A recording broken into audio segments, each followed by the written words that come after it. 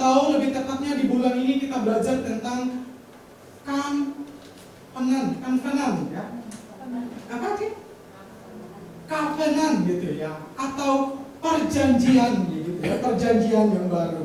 Nah, kalau kita melihat dari temanya aja teman-teman, perjanjian yang baru, otomatis pasti ada yang lama dong. Nah, hari ini kita akan ulik semuanya, dari yang lama, terus yang baru, dan lain sebagainya. Di sini ada beberapa pokok pembahasan yang kami bagikan hari ini. Yang pertama itu kita akan belajar dulu apa itu perjanjian, ya, atau covenant, ya. Kemudian kita akan memulai perjanjian yang lama atau perjanjian yang pertama. Kemudian kita akan belajar tentang korban dalam hukum Taurat. Kemudian baru kita masuk di dalam perjanjian yang baru atau kedua, dan itu kita masuk di dalam korban dalam hukum kasih karunia. Kemudian nanti akan ada pertanyaannya, sudah disiapkan dengan jawaban, jadi kalian gak usah takut nanti ditanya enggak ya gitu. Karena kalian bukan anak sekolah minggu lagi. Dan yang terakhir adalah apa sih kekristenan itu? Apa sih itu menjadi pengikut Kristus? Nah, inilah yang kita akan pelajari hari ini, teman-teman. Ini kalau kita melihat janji pertama, Tuhan Allah sudah memberikan kepada bangsa Israel. Tetapi sebelum Ia memberikan janji tersebut, bangsa Israel mereka itu adalah bangsa kesayangan Tuhan. Sehingga Tuhan, sekalipun mereka sudah dibuang ke Mesir, Tuhan bela-belain, kirim di sana Musa untuk mengeluarkan mereka, untuk bawa kembali mereka ke tanah perjanjian. Dan untuk mereka menuju ke tanah perjanjian bukanlah suatu masalah yang mudah. Karena mereka, ketika mereka keluar dari Mesir, mereka dikejar oleh bangsa Mesir bersama dengan Firaun, bersama dengan tentara-tentaranya. Tetapi di sana ada suatu mujizat yang Tuhan tunjukkan. Karena ketika mereka keluar, Tuhan tidak membawa mereka ke jalan yang rata, tetapi Tuhan membawa mereka ke depan laut. Di depan laut itu nggak ada jalan gitu. Nah, di depan laut, di sana Tuhan menunjukkan kebesarannya, betapa Tuhan peduli mereka, betapa Tuhan mengasihi mereka, betapa Tuhan sayang sama mereka. Sehingga laut pun yang bagi manusia itu tidak mungkin untuk kita bisa lewati, Tuhan bisa membuat jalan yang rata. Amen. Inilah yang mereka lalui. Dan bahkan bukan hanya itu saja teman-teman, bukan hanya Tuhan membelah laut, mereka berjalan di tengah laut, ada jalan datar di tengah laut, tetapi kemudian di siang hari Tuhan membimbing mereka dengan tiang awan, di malam hari Tuhan membimbing mereka dengan tiang api, tanpa mereka harus pegang obor masing-masing, tanpa mereka persiapan senter. Dari atas Tuhan sudah sediakan semua. Dan bahkan mereka ketika haus, minum air rasanya pahit. Dan mereka ngomel sama Musa, bagaimana ini kita minum airnya pahit? Dan apakah Tuhan tinggal diam? Tidak teman-teman. Karena begitu Dia mengasihi mereka, Tuhan punya banyak cara. Bahkan sepotong kayu pun Tuhan perintahkan Musa, buang ke air itu, dan air yang pahit menjadi manis. Maksudnya tidak jadi pahit lagi. Artinya bisa tawar seperti biasa, bisa kita minum gitu. Habis itu mereka jalan lagi, mereka haus lagi di padang gurun, dan mereka hanya bisa menemukan gunung batu. Dan mereka ngomel lagi, kami pengen minum gitu. Mereka marah-marah lagi. Dan apa yang Tuhan lakukan? Ternyata dari gunung batu pun Tuhan bisa mengeluarkan air. Itulah bentuk pemeliharaan Tuhan kepada bangsa Israel. Dan bukan hanya itu saja, ketika mereka lapar, Tuhan mendatangkan manna. Ketika mereka pengen makan daging, Tuhan datangkan burung puyuh gitu. Betapa luar biasa penyertaan cinta kasih Tuhan kepada bangsa Israel. Tetapi teman-teman, singkat cerita, bangsa Israel sampailah di bawah Gunung Sinai, atau di bawah gunungnya Allah atau gunung suci. Nah, di bawah gunungnya Allah, di bawah gunung Allah di situ, di pasal yang ke-18, bangsa Israel selalu datang kepada Musa, minta petunjuk Allah, minta perintah Allah. Ketika mereka punya masalah, mereka datang sama Musa, mana perintah Allahnya, mana petunjuknya gitu. Dan di sana Musa mengadili mereka, dan bahkan Musa kasih tahu perintah-perintah Allah. Nah, dari situ, beranjak dari situ, disitulah Tuhan Kemudian Musa naik ke gunung dan Tuhan berbicara sama Musa, bilang sama Musa, Tuhan bilang sama Musa, kasih tahu bangsa Israel, kalau aku itu sudah memimpin kalian dari tanah Mesir hingga ke tempat ini gitu. Itulah, dan di sana teman-teman, kemudian Tuhan berfirman dan Tuhan kasih tahu apa yang mereka lakukan. Oke ya, gara-gara nggak lihat catatan, jadi saya kebablasan. Nah, oke, yang pertama kita akan tahu dulu apa sih perjanjian itu, teman-teman. Nah, perjanjian menurut KBBI atau Kamus Besar Bahasa Indonesia, di sini dikatakan perjanjian adalah persetujuan secara tertulis atau lisan yang dibuat oleh dua pihak atau lebih, masing-masing bersepakat akan menepati apa yang disetujui bersama. Itulah perjanjian. Namun kalau di dalam Alkitab ya, di sana di dalam perjanjian lama, perjanjian baru, kata perjanjian itu diambil dari bahasa Yunani, yaitu diakteke, yang memiliki arti perjanjian atau surat wasiat. Ya, kalian tahu nggak surat wasiat? Surat untuk kalian dapat surat wasiat gimana sih? Kalau orang meninggal ya, kalau orang meninggal sebelum dia meninggal, dia sudah menyediakan surat wasiat. Dan surat wasiat itu ditujukan kepada siapa-siapa hartanya ia titipkan gitu. Jadi tugas kita yang hidup adalah tinggal menerima surat wasiat itu dan menerima harta kekayaan yang ia sudah sediakan buat kita. Nah, itulah perjanjian yang Tuhan sediakan di dalam perjanjian baru gitu. Jadi tugas kita hanya menerima, dan Tuhan siapkan itu seperti surat wasiat gitu, tanpa kamu melakukan apapun gitu, hanya siap untuk menerima. Dan kalau dalam perjanjian baru, perjanjian lama diambil dari kata berit yang berarti perjanjian atau kesepakatan. Di sini tidak sama dengan perjanjian di dalam perjanjian baru. Perjanjian lama harus ada kesepakatan. Kalau nggak ada kesepakatan, perjanjian itu nggak akan jalan. Gitu. Dan ini yang terjadi di dalam antara Allah kepada bangsa Israel gitu. Ketika mereka sampai di Gunung Sinai, kemudian Tuhan, Musa menaik ke atas Gunung Sinai dan Tuhan berfirman di dalam Keluaran pasal 19 ayat kedua sampai dengan ayat yang ke-8. Kita akan baca sama-sama ya, saya akan baca. Setelah mereka berangkat dari Rafidim, tibalah mereka di padang Gunung Sinai. Lalu mereka berkemah di padang gurun. Orang Israel berkemah di sana di depan gunung itu. Lalu naiklah Musa menghadap Allah dan Tuhan berseru di gunung itu kepadanya, beginilah kau katakan kepada keturunan Yakub dan kau beritakan kepada orang Israel, kamu sendiri telah melihat apa yang kulakukan kepada orang Mesir, bagaimana Tuhan menghalau orang Mesir sehingga mereka bisa berjalan terus gitu ya, dan bagaimana aku telah mendukung kamu di atas sayap Raja Wali dan membawa kamu kepadaku. Ini kata Tuhan kepada Musa. Dan kemudian lanjut ayat yang kelima, Tuhan bilang begini, jadi sekarang jika kamu sungguh-sungguh mendengarkan firman-Ku dan berpegang pada perjanjian-Ku, maka kamu akan menjadi harta kesayangan-Ku sendiri dari antara segala bangsa. Akulah yang mempunyai seluruh bumi. Ini janji yang pertama ya. Kemudian yang kedua, kamu akan menjadi bagiku kerajaan imam dan bangsa yang kudus. Inilah semua firman yang harus kukatakan kepada orang Israel. Jangan berjalan dulu ya. Nah teman-teman, janji ini punya syarat.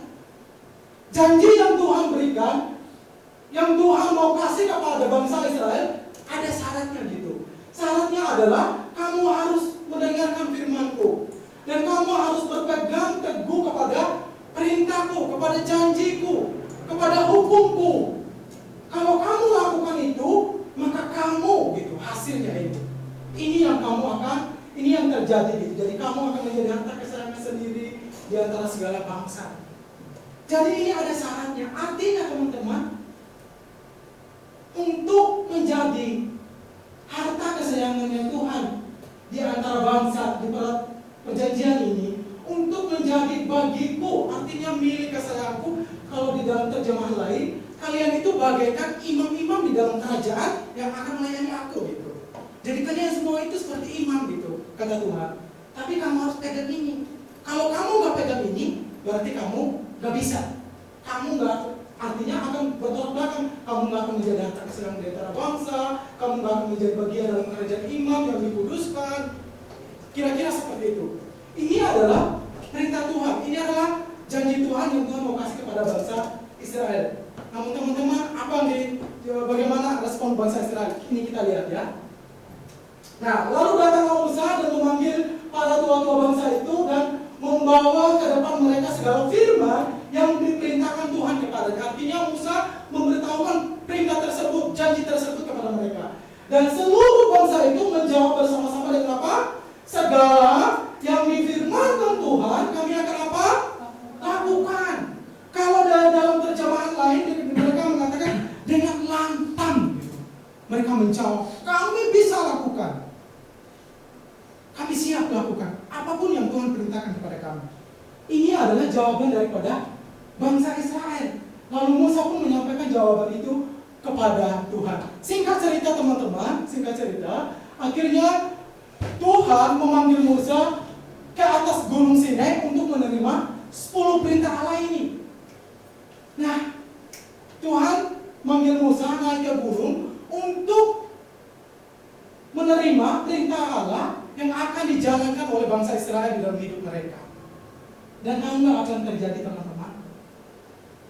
Dan tahu nggak berapa lama Musa di atas gunung Sinai? Dalam Alkitab mengatakan Musa di atas gunung Sinai 40 hari, 40 malam. Sedangkan bangsa Israel tinggal di bawah gunung itu. Dan ketika Musa sementara naik ke atas gunung, dan jalan kita banyak banget peraturan yang Tuhan kasih tahu sama Musa. Tentang itu apa namanya, korban bakaran lah, tentang pelayanan lah, tentang bagaimana dosa lah, gitu, tentang korban bakaran, korban penghapus dosa, semuanya banyak gitu. Dan akhirnya teman-teman, apa yang mereka lakukan bangsa Israel ketika Musa berada di atas selama 40 hari 40 malam, ini yang mereka lakukan. Ya, Keluaran 32 ayat 1 sampai 4. Ketika bangsa itu melihat bahwa Musa mengundur-undurkan turun dari gunung itu, maka berkumpullah mereka mengerumuni Harun. Harun ini temannya Musa. Dan berkata kepadanya, mari buatkanlah untuk kami Allah yang akan berjalan di depan kami. Sebab Musa ini orang yang telah memimpin kami keluar dari tanah Mesir. Kami tidak tahu apa yang terjadi dengan dia di atas. Sudahlah, bikin kami patung gitu, supaya kami menyembah dia. Karena kita nggak tahu Musa apa yang terjadi di atas. Entah dia itu udah mati atau masih hidup, kita nggak tahu gitu. Udah nggak sabar. Bikinlah kami patung untuk kami menjadikan sebagai Allah. Dan kemudian Harun lalu berkatalah Harun kepada mereka, tanggalkanlah anting-anting emas yang ada pada telinga istrimu, anak-anakmu laki-laki dan perempuan, dan bawalah semua kepadaku. Kemudian ayat keempat, lalu seluruh bangsa itu menanggalkan anting-anting emas mereka yang ada pada telinga mereka dan membawanya kepada Harun. Dan terimanya itu dari tangan mereka, dibentuknya dengan dipahat dan dibuatnya daripadanya anak lembu tuangan. Kemudian berkatalah mereka, ini bukan Harun ya. Harun hanya membuatkan mereka apa yang mereka minta. Bayangkan seluruh bangsa kerumunin kamu seorang diri. Mereka ribut gini kamu mana gitu. Apa yang Harun lakukan? Ya udah gitu. Keluarkan anting-anting kalian. Saya akan bikinkan. Dia bikinkan. Dan kemudian apa mereka katakan? Hai Israel, inilah Allahmu yang telah menuntun engkau keluar dari tanah Mesir. Kalau dipikir-pikir teman-teman, pikir-pikir ke belakang, bagaimana Tuhan menyertai mereka, bagaimana Tuhan menolong mereka. Tetapi masakan ya secara logika, sesuatu hal yang kita bikin, terus kita bilang ini yang mengeluarkan kita dari Israel, Mesir gitu. Gak masuk akal gitu. Dan bahkan Musa pun belum turun dari atas gunung. Dan perintah Allah pun mereka belum menerima. Mereka belum mendengar. Tetapi dari perjanjiannya tadi, apapun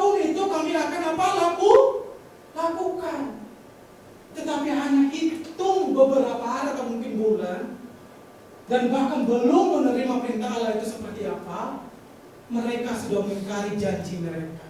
Mereka sudah mengingkari komitmen mereka. Mereka sudah melupakan apa yang mereka katakan.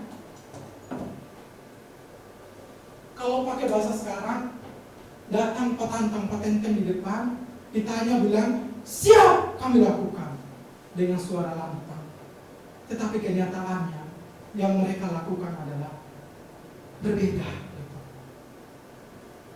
Dan kalau kita baca seterus teman-teman, kemudian di sana di atas gunung Sinai, sementara Tuhan masih menghadap Allah, sementara Musa menghadap Allah, di sana Allah bilang begini, Musa, sok kamu turun ke bawah. Bangsa yang kamu pimpin itu, mereka sudah membelok, mereka sudah membuat patung emas, dan bahkan mereka sudah menyembahnya. Dan kemudian Musa turun ke bawah, dan sampai di bawah. Kemudian apa yang Musa lakukan? Kemudian Musa melemparkan 10 perintah Allah itu kemudian menjadi pecah gitu ya. Kemudian menjadi pecah, dan kemudian Musa menjadi marah. Dan kemudian Musa bilang gini, hei siapa kamu yang berpihak sama Tuhan? Ayo sini kemari gitu. Dia kumpulkan kembali, dan singkat cerita kemudian Tuhan kembali, Musa kembali menghadap Tuhan, dan kemudian Tuhan kembali memberikan 10 perintah Allah itu. Dengan catatan Tuhan kasih tanpa dirubah, tanpa diganti, cuma ditulis ulang ya, gitu ya, oleh Tuhan kepada bangsa Israel itu. Kemudian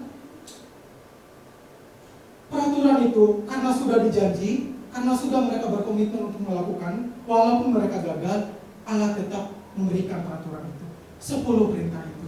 Dan apa yang terjadi teman-teman? Di dalam sepanjang kehidupan mereka, bangsa Israel jatuh bangun, jatuh bangun, jatuh bangun. Dan sampai singkat cerita di kitab Yeremia, Tuhan sampai berkata demikian, aku menceraikan bangsa Israel ini.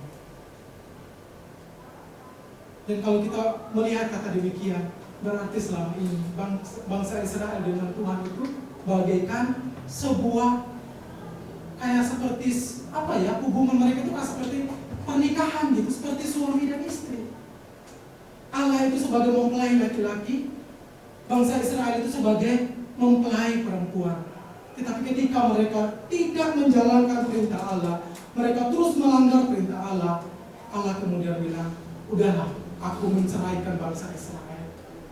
Dan di sana kemudian Tuhan bilang begini, di dalam perintah Allah, bahwa setiap orang melakukan dosa harus menebus dosanya. Harus dosa itu ditebus gitu. Kalau nggak ditebus, orang itu nggak bisa menghadap Allah. Itulah sebabnya Allah bilang di dalam 10 perintah Allah, dan tidak tercatat masuk dalam bagian 10 perintah Allah, di sana ada namanya korban penghapus dosa. Oleh karena itu, bangsa Israel setiap kali mereka melakukan dosa harus mempersembahkan domba atau apapun itu gitu untuk menghapus dosa mereka gitu. Dan itu tidak cukup hanya satu kali. Setiap tahunnya mereka itu harus terus menerus untuk apa? Mempersembahkan kurban itu gitu. Karena apa? Karena dosa itu harus ditebus. Kemudian Allah menciptakan sarana. Sarananya adalah menggunakan darah binatang, menggunakan binatang gitu untuk apa namanya? Setiap kali mereka berbuat dosa, kemudian itu dipersembahkan gitu. Nah, jadi kalau kita lihat teman-teman bahwa setiap pelanggaran harus itu, hukumnya itu harus ditebus. Setiap pelanggaran atau setiap dosa itu hukumnya harus ditebus. Kemudian, nah gitu, perjanjian yang lama atau pertama, menurut hukum Taurat bahwa setiap orang yang melanggar hukum atau melakukan dosa harus mempersembahkan korban penghapus dosa, yaitu namanya binatang gitu. Tapi pertanyaannya, apakah binatang yang dikorbankan dapat menghapus dosa seseorang pada masa itu? Mana pertanyaannya, Benar? Apakah binatang yang dikorbankan dapat menghapus dosa seseorang pada waktu itu? Kitab Ibrani mengatakan tidak. Itulah sebabnya Tuhan bilang harus perjanjian yang lama ini diakhiri. dan harus disiapkan menyiapkan perjanjian yang baru.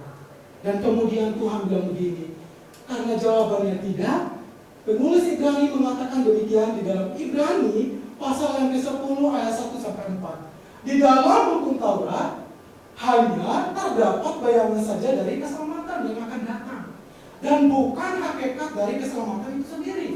Karena itu dengan korban yang sama yang setiap tahun terus-menerus dipersembahkan, hukum Taurat tidak mungkin menyempurnakan mereka yang datang mengambil bagian di dalamnya.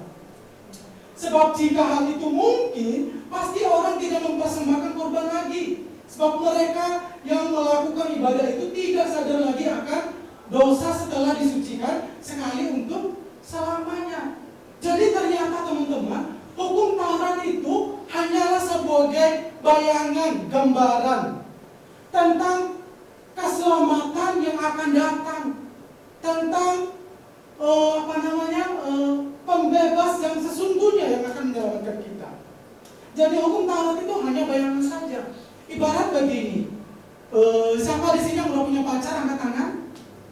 Gak usah malu. Oke, ada Nur, siapa lagi? Oh, Jason udah punya pacar ya? Jason ya? Jasper siapa lagi? Oke, ya.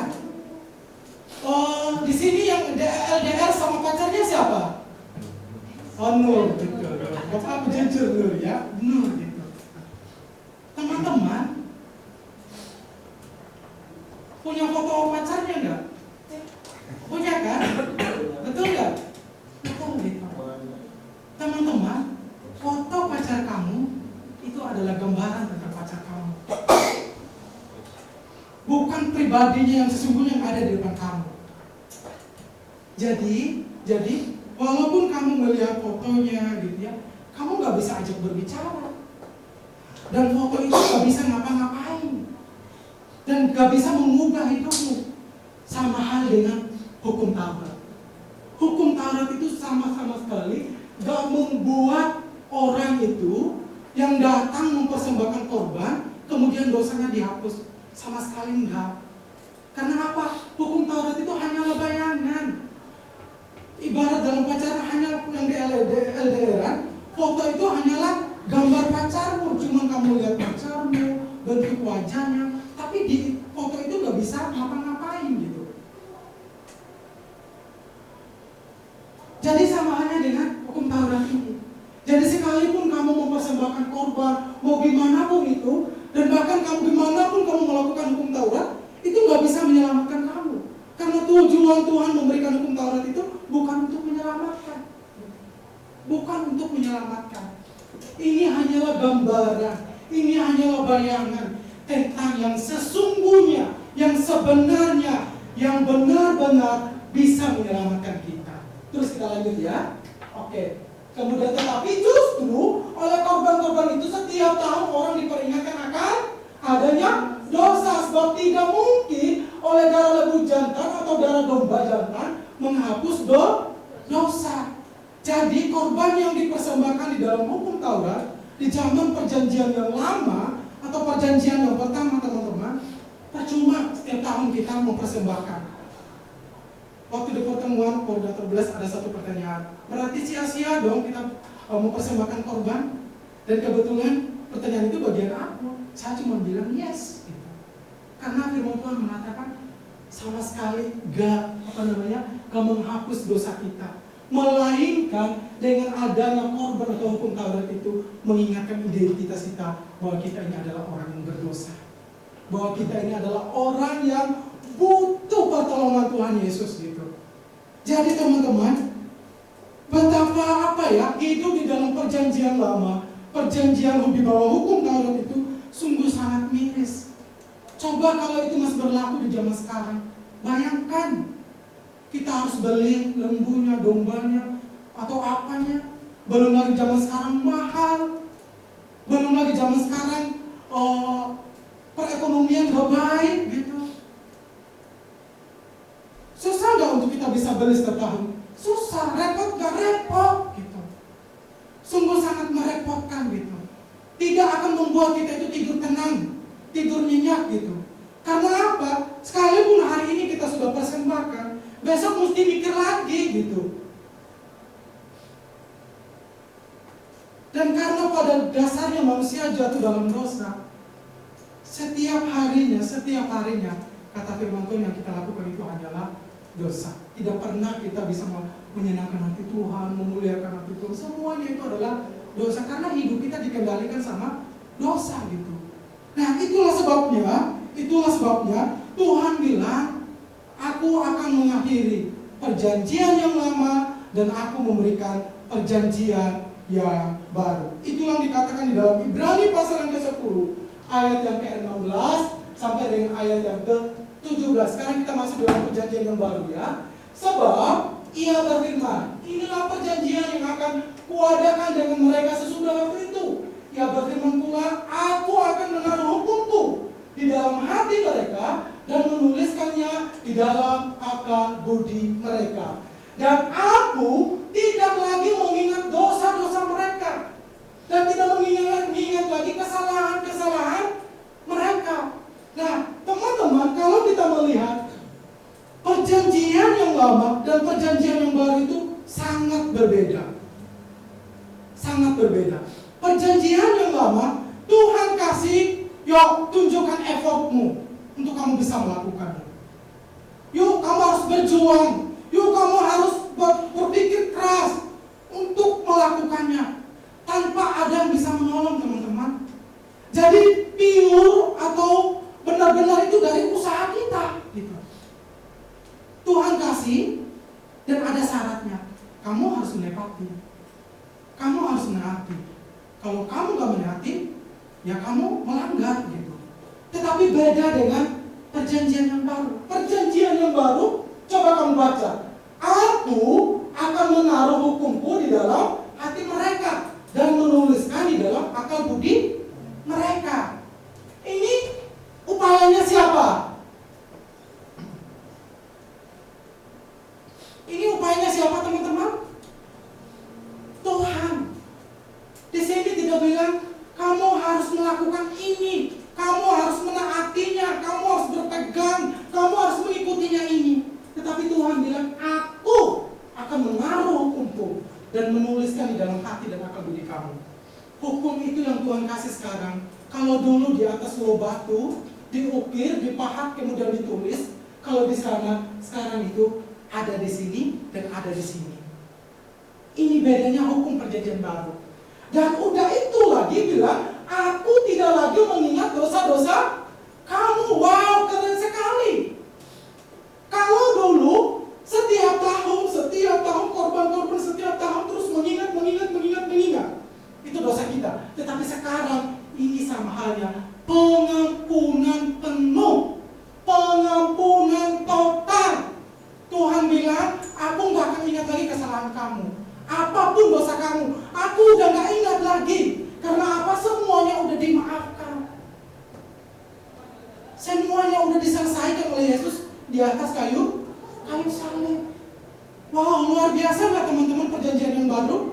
Luar biasa, keren sekali ya. Kemudian ayat yang ke-16, aku akan sedikit jelasin tentang rencana baru yang sedang kubuat dengan Israel ini tidak akan ditulis di atas kertas, tidak akan dipahat di atas batu. Kali ini aku akan menuliskan rencana itu di dalam diri mereka, di dalam hati mereka, dan mengukirnya di dalam lapisan hati mereka. Wow, amazing sekali. Pertanyaannya, tujuannya apa sih Tuhan menuliskan di atas pikiran kita? Tuhan menuliskan, mengukirnya di dalam hati kita. Mari kita lihat dalam versi firman Allah yang hidup. Inilah perjanjian yang akan kuadakan dengan umat Israel. Walaupun mereka melanggar perjanjian pertama, aku akan menulis hukum-hukumku di dalam akal budi mereka. Sehingga apa? Sehingga mereka selalu apa? Mengetahui kehendakku. Jadi dia menulis di akal budi kita bukan hanya sekedar menulis, punya tujuan, punya manfaat. Ya, bukan hanya sekedar menulis, tapi tujuannya supaya kamu itu jangan jadi orang yang lupa. Karena pada dasarnya kita, ketika kita jatuh dalam dosa, kita sering lupa. Dan Tuhan, ini sudah ada solusinya. Jadi tidak ada lagi kata apa? Lupa. Karena Tuhan sudah menulis di pikiran kita akal budi kita, sehingga kita mengetahui apa sih yang Tuhan mau, apa sih yang Tuhan inginkan dari seorang Billy. Itu jadi saya tahu. Karena apa? Perintah itu bukan di atas kertas, perintah itu bukan di atas batu, perintah itu ada di sini. Hukum-hukumku akan kutaruh di dalam hati mereka, sehingga mereka rindu untuk apa? Mematuhinya. Jadi di sini ada yang namanya pemberdayaan Tuhan. Di sini adalah ide-idenya Tuhan semua gitu. Jadi kalau kamu datang di tempat ini, dengar tentang Yesus, karena Tuhan sudah menuliskan hukumnya itu dalam hati kamu semua, sehingga kamu rindu untuk datang ke sini, rindu untuk beribadah, rindu datang beles. Itu bukan karena kamu loh, itu karena firman itu udah ditanam di in my heart, you my heart. Jadi hukum itu bukan di atas papan tulis lagi, kemudian kita baca dan itu bisa lupa. Kalau di dalam hati dan pikiran kata firman Tuhan, kamu gak mungkin kamu gak bisa lupa, karena itu udah ditaruh. Keren gak teman-teman? Oleh karena itu dengarin baik-baik. Sekarang kita hidup di dalam perjanjian baru, hidup di dalam Tuhan Yesus Kristus, hidup di dalam kasih karunia, hidup di dalam penyertaan Roh Kudus. Jangan mau lagi teman-teman untuk punya prinsip hidup dan punya cara hidup seperti perjanjian lama. Oke? Kalau kamu masih mau hidup dalam perjanjian lama, sama seperti punya pacar, punya foto, pacarmu datang, kamu asik dengan fotonya.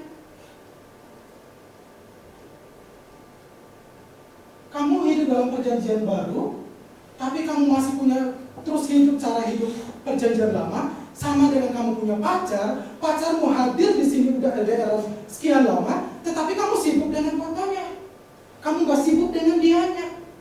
Kamu bisa ajak ngobrol, ketemu, pergi makan seblak, nonton bareng, tapi malah asik sama fotonya. Waduh, kumisnya menggoda, waduh, alis matanya tipis.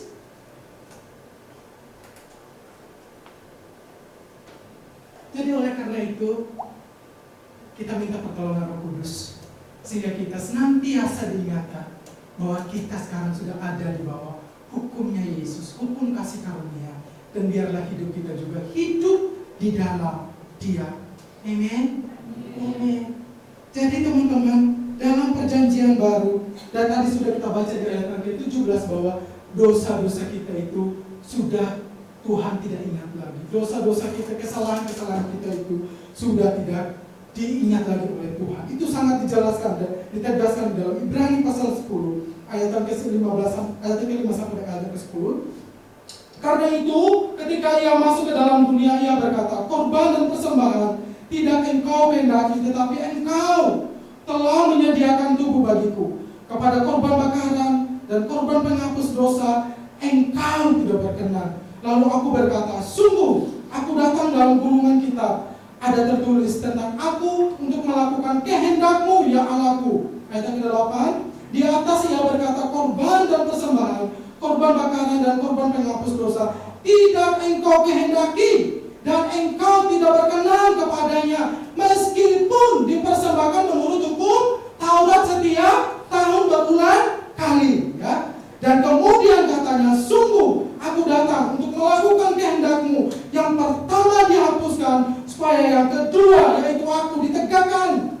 Dan karena kehendaknya, inilah kita telah dikuduskan satu kali untuk selamanya, dan oleh persembahan tubuh Yesus Kristus. Amin. Ya. Oleh pengorbanan Tuhan Yesus Kristus di atas kayu salib, Dia sudah menebus saudara dan saya. Dia sudah kuduskan saudara dan saya. Dia sudah benarkan kita semua. Dia sudah menyelamatkan kita semua. Dia sudah memerdekakan kita semua. Hanya satu kali, tidak terulang dua kali. Karena satu kali sudah lebih daripada cukup. Ya? Jadi tidak ada pengorbanan yang kedua, dan tidak ada lagi perjanjian berikutnya. Karena firman Tuhan sangat jelas mengatakan satu kali untuk selamanya. Dia sudah menguduskan kamu. Dia sudah menghapuskan dosa kita semua. Ya? Baik itu dosa masa lalu, dosa yang sekarang, atau mungkin nanti ke depan, mungkin kita bisa berbuat dosa. Semuanya Tuhan sudah apa? Tebus. Semuanya Tuhan apa? Kuduskan. Melalui apa? Melalui pengorbanannya di atas kayu salib, ya. Jadi nggak ada dosa yang tebal, ya, dengan pengorbanan Yesus, ya. Tapi kalau dengan hukum Taurat, dosa itu kebal. Hanya membumbungkan asap setiap hari, bau bakar daging, puas makan dagingnya, tetapi dosanya tetap tumpuk. Tetapi dalam Yesus satu kali beres untuk selamanya. Bersyukur nggak teman-teman semuanya? Saya sangat bersyukur teman-teman. Waktu saya baca ini, saya renungin, ya. Oh Tuhan Yesus. No. Perjanjian lama no. Karena apa? Bayangkan, hari ini kamu berdosa harus korbankan domba. Berapa uang itu yang dikorbankan? Berapa domba itu yang kudu dibakar setiap tahun? Ya, kalau belum perlu, alangkah baiknya ditabung aja deh. Untuk apa? Bikin usaha. Untuk apa? Mengecap pendidikan yang tinggi. Untuk apa? Untuk penginjilan. Untuk apa? Untuk memberkati orang lain gitu. Daripada dibakar tapi sia-sia gitu. Tetapi bersyukur sekali dengan kehadiran Tuhan Yesus Kristus. Pertanyaan, question, ya. Yang pertama, apa tujuan Allah memberikan hukum Taurat dan memerintahkan mempersembahkan korban penghapus dosa berupa binatang? Kalau memang itu tidak menghapus dosa, kalau memang itu nggak mempan sama dosa, terus apa tujuannya? Apa fungsinya? Untuk apa? Apa gunanya? Ini ada jawabannya. Aku sudah sediakan. Yang pertama, hukum Taurat diberikan untuk mengingatkan bangsa Israel bahwa mereka adalah orang berdosa. Titik. Ya, tujuan Allah memberikan hukum Taurat bukan untuk menyelamatkan. Tuhan sama sekali nggak mendasari keselamatan lewat hukum Taurat. Tetapi dengan adanya hukum Taurat akan mengingatkan kamu bahwa kamu itu orang berdosa. Kamu butuh pertolonganku. Kamu butuh ditebus gitu. Jadi jangan disalahartikan gitu. Kemudian yang kedua, ya, korban berupa binatang mengajarkan kepada bangsa Israel akan datangnya seorang juru selamat, yaitu siapa? Yesus Kristus. Kan dikatakan tadi, semuanya adalah bayangan, semuanya hanyalah gambaran, bukan yang sesungguhnya. Tetapi itu dilakukan untuk mereka tahu bahwa ada juru selamat yang akan datang untuk menebus mereka, dan ini tidak mampan sama dosa. Ya. Keren gak teman-teman? Keren sekali. Lalu Pak Billy, karena semuanya tadi dikatakan aku. Ya, aku menuliskan, aku melukiskan, aku yang memperdayakan kamu, aku sudah menebus dosa kamu. Apa tugas kita? Hah? Apa bagian kita? Ya. Saya mau katakan, di sini kamu punya bagian apapun, kecuali pertama, menerima perjanjian yang baru sebagai kabar baik yang sempurna dan berkenan di hadapan Bapa. Jadi tugas saya dan saudara bukan melakukan, cuma menerima aja. Karena semuanya sudah disediakan seperti surat wasiat. Dikasih, ya udah terima. Itu aja bagianmu. Kamu gak usah, apa yang saya lakukan supaya saya dapatkan surat wasiat ini? Gak usah. Gak perlu, gak butuh. Dan kata Tuhan, aku, semuanya dari aku. Tugas kamu adalah menerima bahwa perjanjian baru itu, yaitu tentang Yesus Kristus yang hadir ke dalam dunia, adalah kabar baik yang sungguh sangat sempurna, penebus dosa yang sempurna, dan yang berkenan di hadapan Bapa. Dan yang kedua, yaitu adalah percaya bahwa perjanjian baru sudah menebus kita dari dosa satu kali untuk apa? Selamanya. Dan sudah menyelamatkan kita dari kuasa apa? Maut. Gitu. Jadi gak usah lagi kamu persembahkan, gak usah lagi kamu mikirin tentang dosamu, gak usah lagi mikirin lagi apa yang saya harus lakukan. Semuanya Tuhan sudah sediakan, semuanya Tuhan sudah persiapkan. Tugas saudara dan saya hanyalah apa? Menerima, percaya Yesus, ya, percaya Yesus, ya. Karena di dalam Yesus sungguh sangat luar biasa. Anda tidak disuruh untuk kerja keras, Anda tidak disuruh untuk harus baca hukum. Aduh, kalau ada salah baca nanti salah menafsirkan, salah mengerti. Udah enggak, jangan. Kalau zaman dahulu kamu benar-benar perhatikan, oh ini maksudnya apa ya, baru kemudian melakukan. ujung-ujungnya juga tetap salah gitu. Tetapi di dalam Yesus, udahlah, udah terima aja, tinggal terima gitu. Tinggal terima, tinggal kamu percaya sama aku bahwa hidup Anda itu sebenarnya semuanya indah di dalam aku. Jadi teman-teman, semuanya itu sudah disiapkan oleh Tuhan. Dan bahkan Tuhan sudah mencurahkan Roh Kudus yang ada di dalam hati kita di dalam hidup kita sebagai materai jaminan untuk membawa kita terus mendekat kepada Yesus, terus memimpin kita. Oleh karena itu, kalau setiap saat Roh Kudus berbicara dalam hatimu, membawa kamu kepada kebenaran, ikutin, jangan keraskan hati kita, ya. Jangan menolaknya, ya. Ikutin aja gitu. Dan pastinya Roh Kudus itu tidak pernah membawa kamu yang seperti rupa-rupa kebaikan. Enggak, semuanya itu baik. Dan yang baik itu adalah tentang Yesus. Enggak ada yang lain. Jadi amin? Amin. Jadi kesimpulannya, apa sih kekristenan itu? Kekristenan itu menjadi pengikut Kristus bukan berbicara tentang apa yang saya lakukan, apa yang saya dapat lakukan, yang saya kerjakan untuk Yesus. Tetapi berbicara tentang apa yang Yesus sudah lakukan, sudah kerjakan, sudah perbuat kepada saya. Yaitu Yesus sudah menebus dosa saya dan sudah menyelamatkan saya. Bye-bye hukum Taurat, bye-bye dosa, Yesus sudah menebus saya. Jadi kekristenan menjadi pengikut Kristus, teman-teman, bukan berbicara tentang apa yang kita lakukan lagi seperti perjanjian lama, tetapi di dalam perjanjian baru itu berbicara tentang apa yang Yesus sudah lakukan buat kamu. Pertanyaan buat saya, jemaat itu ya, apa yang Tuhan sudah lakukan buat kamu? Apa?